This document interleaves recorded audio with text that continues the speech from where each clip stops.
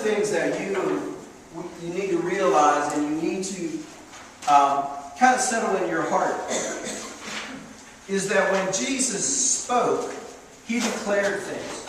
He didn't just kind of like say, well, I think this could happen or I think that could happen. He basically declared things.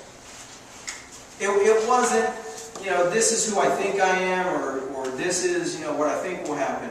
His statements were always extremely declarative. And his statements were always very, very on point.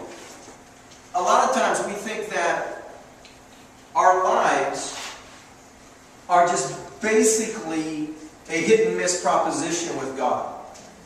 And it's not. And we've got to rest in the fact and the knowledge of who Christ is. And if we rest in the knowledge of who Christ is, we have to know that we were created in His image. We also have to know that the things that He promised to do, He will do. And that who He is what we rely on for our strength and power. In John chapter 14, verse 6, there are some very powerful things that Jesus says to us about who He is. Jesus answered the disciples and He said, I am the way, I am the truth, and I am the life. He is the way. And I want to add something to that. He is the only way. He is the only way. And if we see that our good works will get us, then we're not going His way. If we can see that by our goodness we will get where we want to go, then we don't see Him as the only way. We see, okay, well, I can do my part, and that will get me where I want to go. We've got to understand something. He is the only way. We were talking about, I think Tuesday night, we were talking about people saying, I'm going to get cleaned up and then I'm going to go to church. Well, if you clean yourself up, you don't need a Savior. If you could do it on your own, you don't need Him. If you had the answers or you knew the way to go, well, you wouldn't need Him as your way. We've got to understand that He is the only way. And not just the only way to heaven, but He is the only way for us to live our life. He is the only way for us to get to where we want to go. The Bible says that before Christ we were lost. And one of the things we have to understand is the definition of lost is a little bit different than what we think it is. In our termination of lost, or our understanding of lost, is we have an idea of where we want to go. We just don't know how to get there. The definition of lost in the New Testament means you have no idea where you're going. And since you don't know where you're going, you don't know how to get there. And you need someone to show you the way for you to go. You need someone to direct your path. Now, whether you believe it or not, every day, with every decision, someone directs your path. It's either you or Jesus. And, we can throw the devil in there, but 9 times out of 10, it's more you than the devil. Well, this is what I want to do. This is what I feel like doing. This is, this or that. We've got to understand that the only way that we can follow is Jesus Christ. He is the only way. And through Him, we have the ability to understand where we should go, and quite frankly, not where we should go, but how we can get there, and what our attitude should be as we go along the way. We've all taken vacations. And we know where we're going, and we know how we're going to get there, but sometimes the destination becomes more important than the way that we get there, and the attitude that we have. My mother, my grandmother, and I always went to St. Petersburg, Florida. And it was a horrible trip. It was an absolutely horrible trip. Because all I wanted to do was get there. All they wanted to do was stop at every stupid Stuckey's on the way. And I'm thinking, this isn't the way we should go. We just need to go straight down the road. We just need to get there. And what I didn't realize was their enjoyment was in stopping at Stuckey's. And if I'd had a better attitude about it, I probably wouldn't care about how many times they stop. It's still going to take 3.5 days because they drive slow. But we've got to understand something.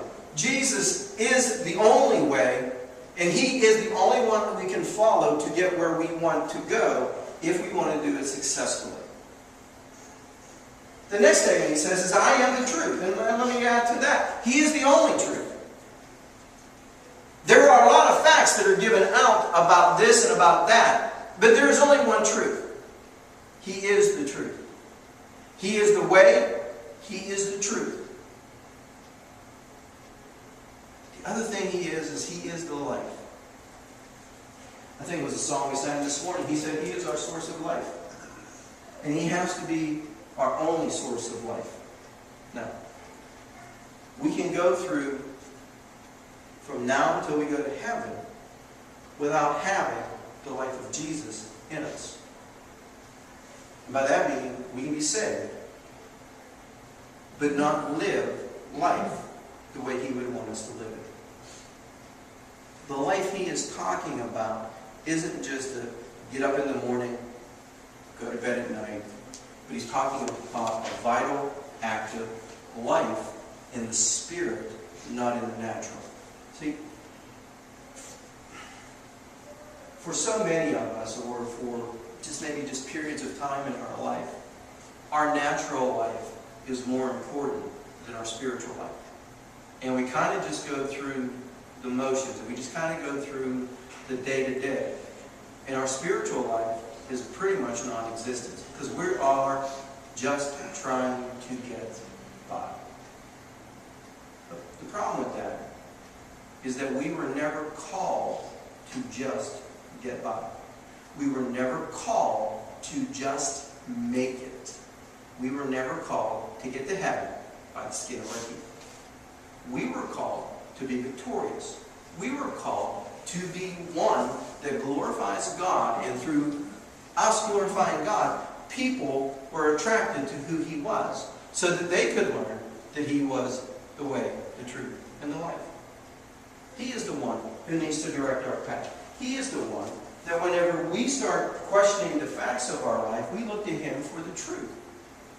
And that when we start just barely existing, then we need to kind of connect to His life and what He has called us to be and what He has called us to do.